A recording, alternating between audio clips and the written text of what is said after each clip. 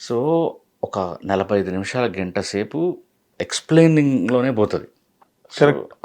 కాకపోతే చాలా టైం ఉన్నింది కాబట్టి, ఓకే.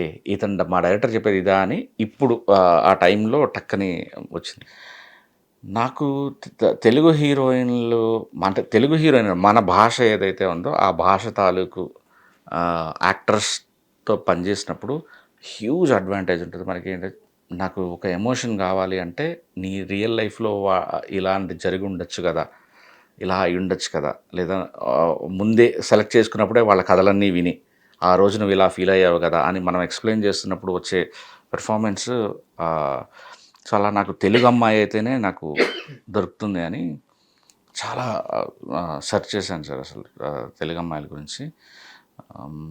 సో, దాంట్లో ఫైనల్లీ గౌరీ ముందు ఎవరిని అనుకున్నారు సాయి?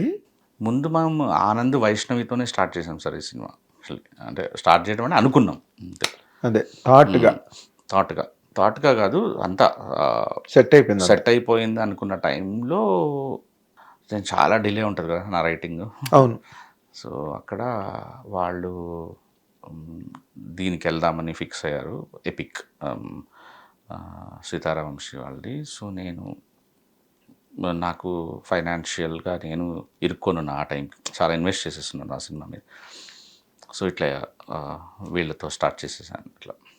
అదేలే. Very but courageous move.